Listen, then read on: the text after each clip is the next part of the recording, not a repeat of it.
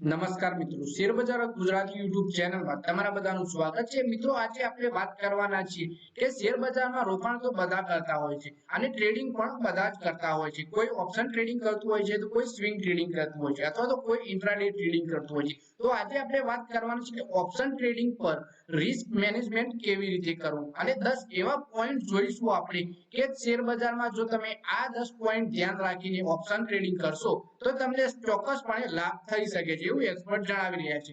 તો આપણે આ 10 પોઈન્ટ વિશે વાત કરીએ અને રિસ્ક મેનેજમેન્ટ કેવી રીતે કરવું ઓપ્શન ટ્રેડિંગમાં એના વિશે પણ વાત કરીએ। તો મિત્રો, વાત કરીએ ઓપ્શન ટ્રેડિંગમાં હાઈ રિસ્ક છે। સેબીએ અલગ-અલગ પ્લેટફોર્મ પર ઇન્વેસ્ટરોને સતત ચેતવણી આપી છે કે ઓપ્શન ટ્રેડિંગમાં 10 માંથી 9 લોકો પૈસા ગુમાવે છે।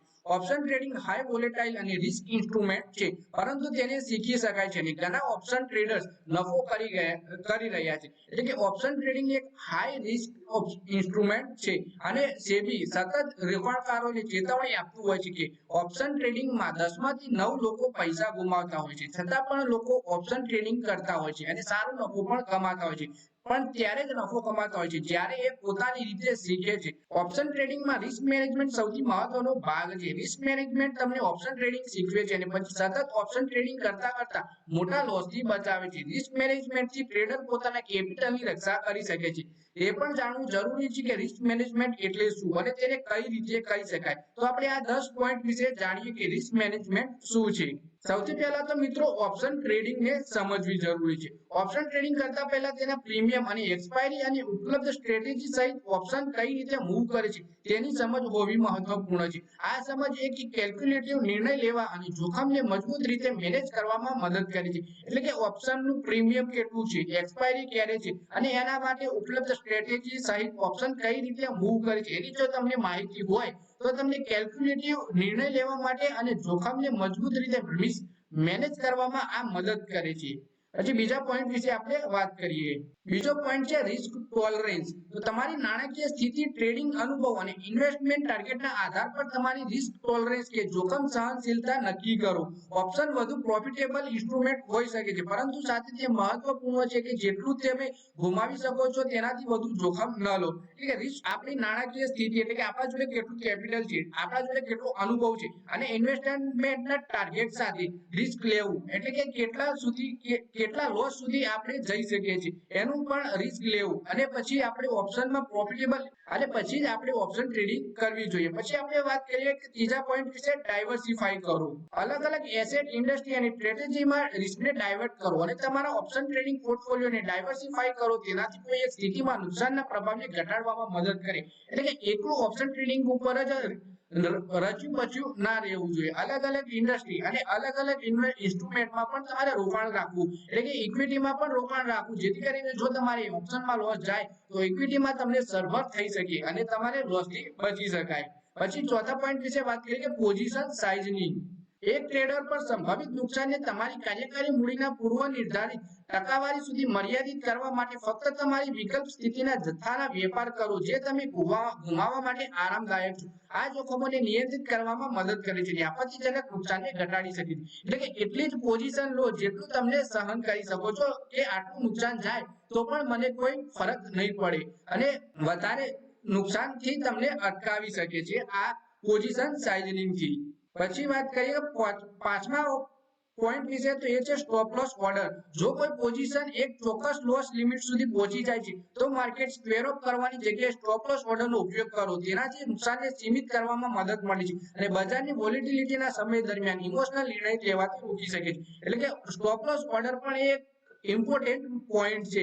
જ્યારે પણ કોઈ બજાર પોઝિશન હોય તમારી એ લોસ લિમિટ સુધી પહોંચી જાય તો માર્કેટ સ્ક્વેર ઓફ કરવાની જગ્યાએ તમે સ્ટોપ લોસ ઓર્ડરનો ઉપયોગ કરી શકો છો, જેનાથી તમને નુકસાન સીમિત કરવામાં મદદ મળી શકે છે।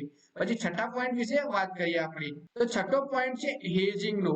તમારા પોર્ટફોલિયોમાં એડવર્સ ઇક્વિટીઝથી બચાવ માટે ઓપ્શનનો ઉપયોગ કરો। ઉદાહરણ માટે તમે સ્ટોક પોઝિશનમાં ઘટાડાના રિસ્કથી બચવા માટે પુટ ઓપ્શનનો ઉપયોગ કરી શકો છો, જે લોંગ પોઝિશન રાખવામાં આવક વધારવા માટે કટ કોલનો ઉપયોગ કરી શકો છો। એટલે કે હેજિંગ કરીને તમે પોતાનું રિસ્ક અને લોસને પણ ઘટાડી શકો છો। સાતમો પોઈન્ટ છે વોલેટિલિટી મેનેજમેન્ટ। ઓપ્શન પ્રાઇસ પર વોલેટિલિટીના પ્રભાવને સમજો અને તે અનુસાર તમારી ટ્રેડિંગ સ્ટ્રેટેજીને સેટ કરો। સ્ટ્રેન્ડલ અને સ્ટ્રેંગલ જેવી સ્ટ્રેટેજી વધેલી વોલેટિલિટીથી લાભ ઉઠાવી શકે છે, જ્યારે આયરન કોન્ડોર જેવી સ્ટ્રેટેજી ઓછી વોલેટિલિટીમાં પ્રોફિટ આપી શકે છે. એટલે કે વોલેટિલિટી માર્કેટમાં જેવી ચાલતી હોય એ પ્રમાણે તમે ટ્રેડિંગની સ્ટ્રેટેજી બનાવો, જેથી કરીને તમને લોસ ઓછો થાય. પછી 8મા પોઈન્ટ વિશે વાત કરીએ તો એ છે ટાઈમ ડિફે મેનેજમેન્ટ. ઓપ્શન પ્રાઇસ પર ટાઈમ થીટાના પ્રભાવથી સાવધાન રહેવું. ખાસ કરીને જ્યારે શોર્ટ ટર્મ ઓપ્શનમાં બાઇંગ ટ્રેડ લો ત્યારે એક્સપાયરી સુધી ઓપ્શનને રાખવાથી બચો, જ્યાં સુધી કોઈ એવું વિશેષ કારણ ન હોય. કારણ કે થીટા ડીકે ઓપ્શન પ્રીમિયમને ઝડપથી ઘટાડી દેતું હોય છે. એટલે કે જ્યારે પણ ઓપ્શન પર તમે બાઇંગ ટ્રેડ લો ત્યારે એક્સપાયરી સુધી એ ઓપ્શનને હોલ્ડ કરવાથી બચો, જ્યાં સુધી એવું કોઈ ચોક્કસ કારણ ના હોય તો. કારણ કે થીટા ઓપ્શનના પ્રીમિયમને ઝડપથી ઘટાડી દેતું હોય છે. પછી આપણે 9મા પોઈન્ટ વિશે વાત કરીએ તો રિસ્ક રિવોર્ડ રેશિયો. કોઈપણ ટ્રેડમાં એન્ટ્રી કરતા પહેલા ટ્રેડના રિસ્ક રિવોર્ડ રેશિયોનું મૂલ્યાંકન કરો.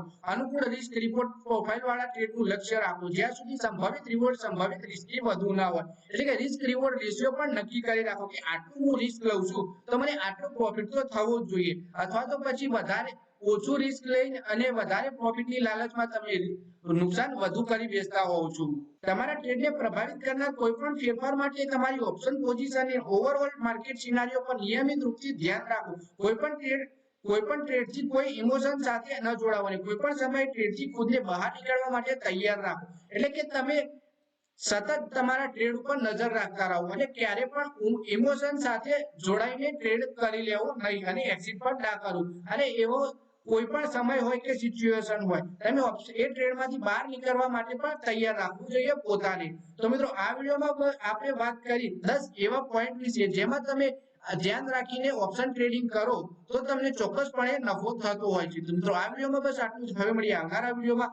ત્યાં સુધી વિડીયોમાં લાઈક કરો, કોમેન્ટ કરો અને વિડીયો પોતાના મિત્રો સાથે ફેસબુક, ઇન્સ્ટાગ્રામ, વોટ્સએપ બધી જગ્યાએ શેર કરો. શેર બજારની આવી જ માહિતી ગુજરાતીમાં જોવા માટે તમે ચેનલને સબસ્ક્રાઇબ કરી ઘંટડી પર દબાવી દેજો.